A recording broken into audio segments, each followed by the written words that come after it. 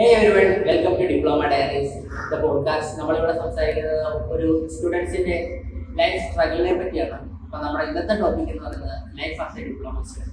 അപ്പോൾ ഞാൻ പിന്നെ എന്നോട് രണ്ട് ഗസ്റ്റ് ഉണ്ട്.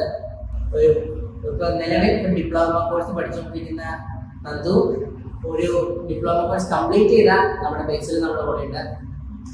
ഹലോ, പിന്നെ എനിക്ക് വന്നതിൽ വളരെ സന്തോഷമുണ്ട്. ഡിപ്ലോമയെ പറ്റി സംസാരിക്കാനാണ് നമ്മൾ ഇരിക്കുന്നത്.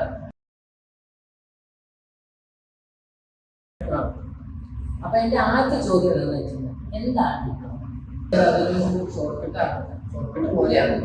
പ്ലസ് ടു 10 കഴിഞ്ഞവർക്ക് പെട്ടെന്ന് ജോലിയിലേക്ക് കയറാൻ വേണ്ടിയിട്ടുള്ള ഷോർട്ട്കട്ട് പോലെയാണ് ഡിപ്ലോമ കോഴ്സ് എന്ന് പറയുന്നത്. ഇത് ഫുൾ എന്ന് പറഞ്ഞാൽ ഒരു പ്രാക്ടിക്കൽ സ്കില്ലാണ് ഡിപ്ലോമ കോഴ്സ്. ഡിപ്ലോമ കോഴ്സിൽ നിന്ന് കിട്ടുന്ന ഓപ്പർച്യൂണിറ്റീസ്, ഡിപ്ലോമ നമുക്കൊരു പ്രാക്ടിക്കൽ എക്സ്പീരിയൻസ് ആണ്. എൻ്റെ ഡിഗ്രി പഠിച്ച എനിക്കൊരു ജോലി പഠിച്ചത്. ഞാൻ പറയുകയാണെങ്കിൽ നിങ്ങൾ ഡയറക്റ്റ് ആയിട്ട് ഡിപ്ലോമ കോഴ്സ് തിരഞ്ഞെടുക്കുന്നത് തന്നെയാണ് നല്ലത്. കാരണം ഒരുപാട് ഓപ്പർച്യൂണിറ്റീസ് ഉണ്ട് ഹാർഡ് വർക്ക് ചെയ്യാൻ തയ്യാറാണെങ്കിൽ. നമുക്ക് അവയർനെസ്സിന് കുറവാണ്. കാരണം വിചാരിക്കുന്നത് ഡിപ്ലോമ കോഴ്സ് ഡിഗ്രിയേക്കാൾ താഴെയാണ്. സത്യം പറഞ്ഞാൽ അങ്ങനെയല്ല. കാരണം രണ്ട് ഈസിയാണ്. ഹൈസ്കൂള് ഡിഗ്രി കോഴ്സുകൾ മറ്റെല്ലാം സ്കിപ്പ് ചെയ്ത് ഡയറക്റ്റ്ലി ഒരു വർക്കിംഗ് ഏരിയയിലേക്കാണ് പോയത്. ഞാൻ എടുത്തിരിക്കുന്നത് ഒരു മെക്കാനിക്കൽ എഞ്ചിനീയറിംഗ് കോഴ്സുകളാണ്.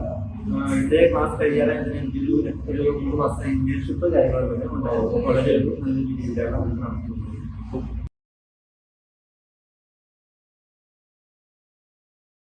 8 അവസാനം നിങ്ങൾ ഒരു പുതിയൊരു സ്റ്റുഡൻറ്റ് ഈ ഡിപ്ലോമ കോഴ്സ് ചൂസ് ചെയ്യാൻ പോകും, അയാൾക്ക് കൊടുക്കുന്ന ഒരു അഡ്വൈസ് എന്താണ്, ഒരു ഉപദേശം?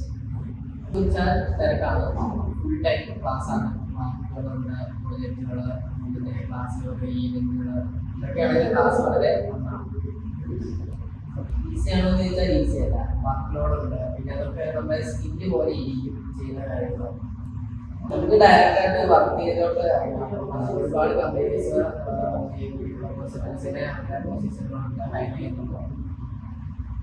ഇത് അത്ര വലിയൊരു ഈസി അല്ല. അതായത് തുടർന്ന് പഠിക്കണോ അത് തുടർന്ന് ജോലിക്ക് പോകണോ എന്നാണ് ഭയങ്കര ഒരു പേര് സ്വന്തമായിട്ടുള്ളത്. അപ്പൊ ഇന്നത്തെ നമ്മുടെ എപ്പിസോഡുകളോട് വൈകിപ്പിയാണ്. നമ്മുടെ കൂടെ ഗസ്റ്റ് ആയിട്ട് വന്ന ബേസിലും നന്ദുവിനായിട്ട് നന്ദി രേഖപ്പെടുത്തുന്നു. Thank you.